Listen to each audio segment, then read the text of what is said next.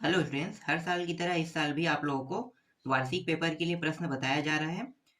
तो आप लोगों को मैंने पहले ही एक वीडियो में 5 नंबर और 6 नंबर के जितने भी प्रश्न एग्जाम में आएंगे वो सारे प्रश्न मैंने बता दिए हैं, और कुछ प्रश्न 4 नंबर वाला भी ऐड हो गया। जो बाकी 4 नंबर वाला है ना, वो मैं आपको इस वीडियो में बताने वाला हूँ।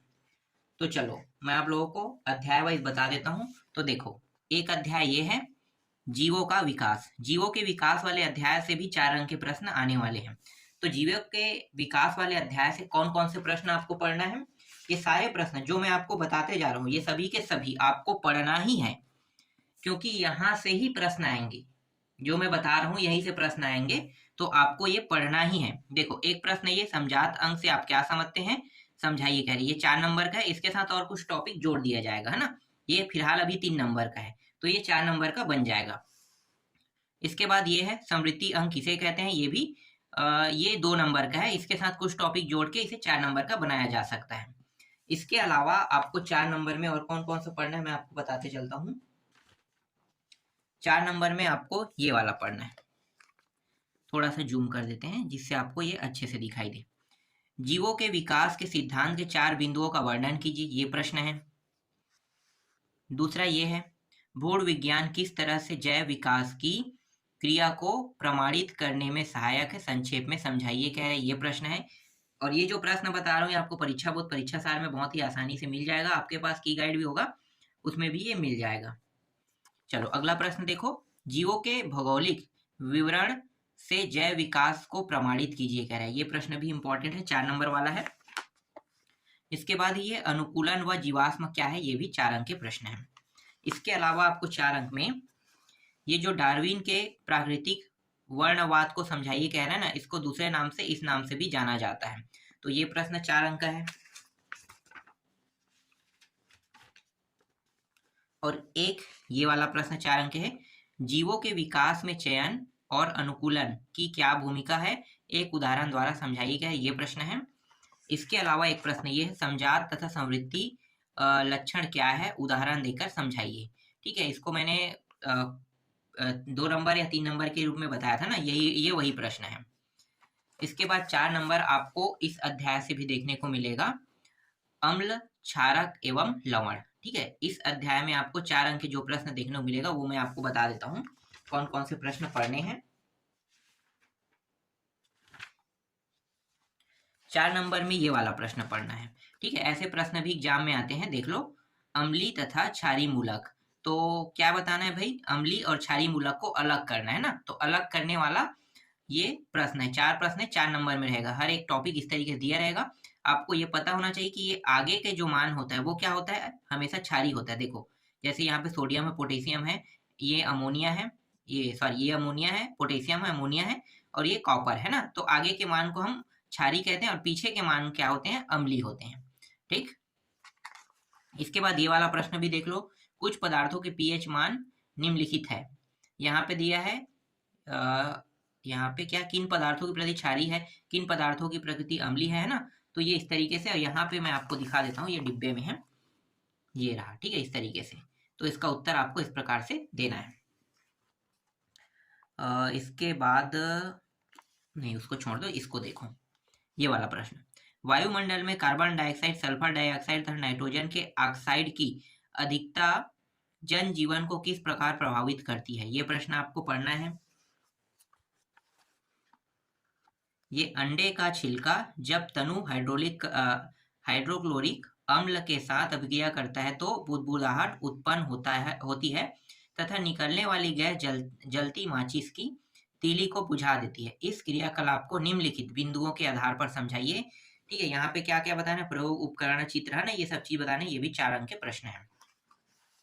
4 अंक के प्रश्न में आपको ये वाला भी देखना है। देखो, जूली ने जब 5 विलियन ABCDE की सार्वत्रिक सूचक से जांच की तब पीएच मान क्रमशः 9, 7, 1, 13 एवं 6 प्राप्त हुए।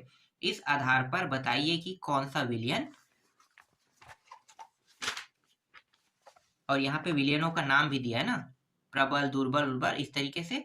ठीक है, इसके बाद आपको अगला प्रश्न ये वाला देखना है, सोनाक्षी ने जब 4 विलियन PQRS की सार्वत्रिक सूचक से जांच की तब पीएच क्रमशः 13, 7, 2, 8 प्राप्त हुए। इस आधार पर बताइए कि कौन सा विलयन, ठीक है, प्रबल है, दुर्बल है, उदासीन है, और ये सब चीज बताना है। तो इस तरीके से 4 नंबर वाला ये अध्याय था, ठीक है। इसके बाद आपको मैं बताता हूँ नेक्स्ट अध्याय, जहाँ से 4 अंक के प्रश्न आने वाले हैं।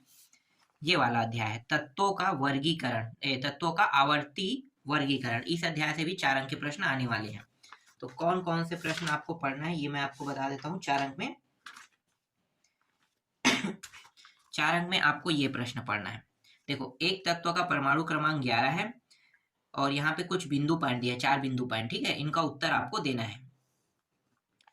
नेक्स्ट प्रश्न आपको 4 अंक में पढ़ना है इस अध्याय से,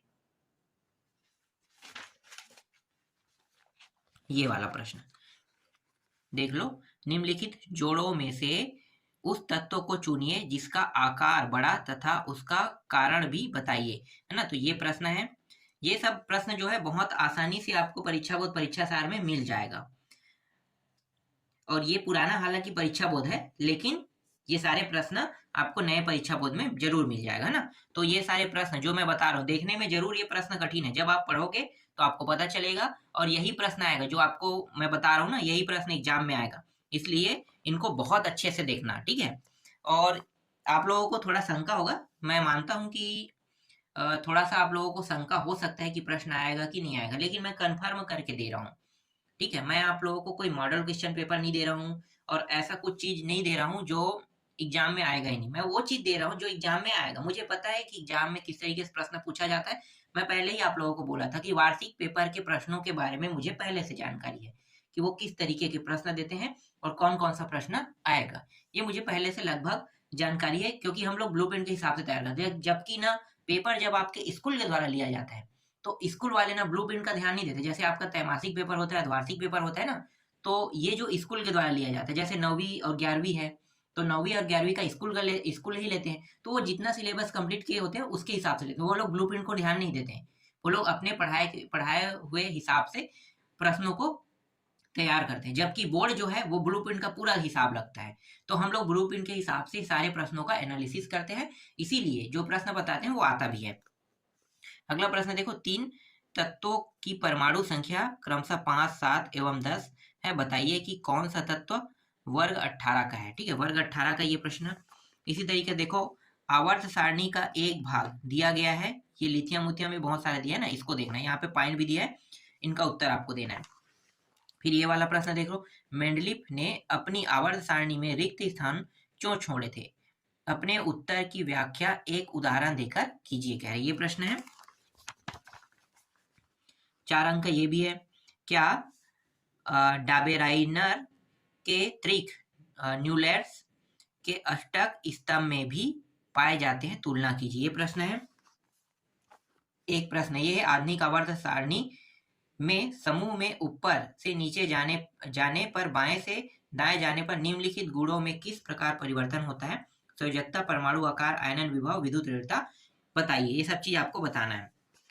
अगला प्रश्न है, आधुनिक आवर्त सारणी एवं मेंडलीफ आवर्त सारणी में तत्वों की व्यवस्था की तुलना कीजिए। छठवां है, आवर्त सारणी में धातुओं तथा अधातुओं के गुणों में परिवर्तन को समझाइए। इसमें बस इतना ही प्रश्न है। इसके बाद अगला अध्याय देख लेते हैं, जहां से 4 अंक के प्रश्न आने वाले हैं। 4 अंक के प्रश्न और किस किस अध्याय से आने वाले हैं? कुछ अध्याय को तो मैंने पहले ही कंप्लीट करा दिया है ना। ये भी नहीं है, ये भी अध्याय नहीं है, 10 भी नहीं है, ये 11वां भी नहीं है, 12वां नहीं है, 13वां भी नहीं है। हाँ, इस अध्याय से आने वाले हैं। देखो, अध्याय का नाम है अनुवांशिकी, जनकों से संतानों तक, ठीक है। ये अध्याय जो है, इस अध्याय से भी 4 अंक के प्रश्न आने वाले हैं। तो मैं आपको बता देता हूँ कौन कौन से प्रश्न आने वाले हैं 4 अंक में, और आपको पढ़ना कौन सा है, ठीक है। तो एक तो है, ये है मेंडल के पृथक्करण के नियम को समझाइए, ये प्रश्न है। अगला प्रश्न है, देखो ये थोड़ा सा बड़ा है, नहीं इसको छोड़ देते हैं, ये कोई मतलब का नहीं है, ठीक है। ये प्रश्न नहीं, ये प्रश्न नहीं है, ये प्रश्न है, सॉरी मैं गलत प्रश्न दिखा देता। अनुवांशिकी के जनक कौन है? अनुवांशिकता के 3 नियमों को लिखिए, ये प्रश्न है। एक ही जाति व एक ही जनक में समानताएं व विभिन्नताएं क्यों पाई जाती? ये प्रश्न है। अपूर्ण प्रभाविता को सचित्र समझाइए, कह रही, ये प्रश्न है। इसके बाद ये जो थोड़ा बड़ा सा दिखाई दे रहा है ना, ये वाला प्रश्न जो शायद ब्लड ग्रुप से संबंधित है, हाँ, ए बी ओ, ये ब्लड ग्रुप से संबंधित ये प्रश्न है। इसके अलावा ये वाला प्रश्न भी इंपॉर्टेंट है, और अगला जो प्रश्न इंपॉर्टेंट है वो ये है, ठीक है, मनुष्य में लिंग निर्धारण की प्रक्रिया का सचित्र वर्णन कीजिए, ये प्रश्न इंपॉर्टेंट है, और इसका दूसरे नाम से, इस नाम से भी जाना जाता है। इसके बाद जो अगला आपको अध्याय बताऊंगा, उस अध्याय का नाम है हाइड्रोकार्बन के व्युत्पन्न, दिया हुआ है ना। हाइड्रोकार्बन के व्युत्पन्न वाले अध्याय में ये सारे प्रश्न मिलेंगे। तो यहाँ से भी 4 अंक के प्रश्न आने वाले हैं। कौन कौन से प्रश्न आपको पढ़ना है मैं बता देता हूँ। देखो, एक प्रश्न ये पढ़ना है, निम्नलिखित यौगिकों में क्रियात्मक समूह पहचान कर लिखे, कह रहे हैं, ये वाला हो गया। सीरा किसे कहते हैं, ये 2 नंबर का प्रश्न है, ये 2 नंबर में आपको देखने को मिल सकता है। और समीकरण पूर्ण कीजिए, कह रहे हैं, ऐसे प्रश्न भी एग्जाम में आएंगे, ठीक है। ये वाला हो गया। ये छोटे छोटे प्रश्न है, 2 या 3 नंबर वाला है, नहीं, मैं तो आपको 4 नंबर वाला बता रहा हूँ ना, तो 4 नंबर वाले बस देखते हैं। देखो, 4 नंबर वाला ये है, ठीक है। क्या होगा, एथेनॉल को सांद्र सल्फ्यूरिक अम्ल की उपस्थिति में गर्म किया जाए, सिरे से अपशिष्ट सिरा मिलाया जाए, ठीक है, ये प्रश्न हो गया। बहुलीकरण किसे कहते हैं, ये 2 नंबर का प्रश्न है, मिला के 4 नंबर में दे सकता है। और यहाँ पे कौन सा प्रश्न और देखेंगे, हाँ, ये वाला प्रश्न भी 4 अंक का है। देखो, ये है, पॉलीथीन को जलाकर नष्ट क्यों नहीं करना चाहिए, ये प्रश्न है, 4 अंक का। और 4 अंक में बस इतना ही यहाँ पे है। और इसके अलावा और कौन कौन सा है देखते हैं। हाँ, दीर्घोत्तरी में भी है, जैसे कि एथेनॉल का औद्योगिक उत्पादन कैसे किया जाता है, और ये जो सिरे से एल्कोहल निर्माण को निम्न बिंदुओं में समझाई, कह रहा है, नामांकित कार्यविधि के साथ, ठीक है। ये 4 नंबर के प्रश्न है। 4 नंबर का प्रश्न ये भी है, सिरका किसे कहते हैं, इसका उत्पादन कैसे किया जाता है, ये हो गया 4 नंबर का। अगला प्रश्न ये है, पीवीसी की संघनित संरचना क्या होगी, इसके कोई 4 उपयोग लिखिए, ये प्रश्न है।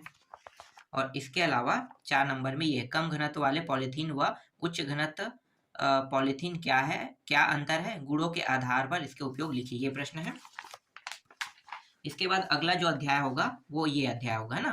तो दैनिक जीवन में रसायन, दैनिक जीवन में रसायन से भी आपको 4 अंक के प्रश्न देखने को मिलेगा। तो कौन कौन सा प्रश्न आपको पढ़ना है, यहाँ भी मैं आपको बता देता हूँ। देखो, एक प्रश्न तो ये वाला पढ़ना है, ठीक है, प्लास्टर ऑफ पेरिस कैसे बनता है, इसके वायुरोधी डिब्बे में क्यों रखते हैं, इसके 2 उपयोग लिखिए, ये प्रश्न हो गया एक। अगला प्रश्न है ये, साबुन से मिसेल का निर्माण कैसे प्राप्त होता है, ये प्रश्न हो गया दूसरा। अगला प्रश्न है, कांच के उत्पादन का वर्णन निम्नलिखित शीर्षकों में कीजिएगा, ये प्रश्न हो गया। इसके बाद अगला जो है ये, सीमेंट निर्माण विधि के विभिन्न चरणों को लिखिए, ये प्रश्न है। और कोई प्रश्न है क्या, बस इसमें इतना ही है, ठीक है। तो ये सारे प्रश्न जो अभी मैंने बताया, ये सभी के सभी 4 अंक है। तो 4 अंक, 5 नंबर और 6 नंबर, इन सारे के मैंने आपको प्रश्नों को बता दिया। अब आपका जो नंबर है, कंफर्म अगर आप कहते हो तो कंफर्म नंबर हो जाएगा, मैं यहाँ पे आपको बता देता हूँ। 4 प्रश्न आएगा 4 नंबर का, तो 16 नंबर हो गया। 2 प्रश्न आएगा 5 नंबर का, मतलब 10 हो गया। और 2 प्रश्न आएगा 6 का, 12। तो देखो कितना हो जाएगा, 8 और ये 3, 38 नंबर। 38 नंबर आपका क्या हो गया, फिक्स हो गया, ठीक है। तो फिक्स आपको 38 नंबर के प्रश्न मैंने बता दिया।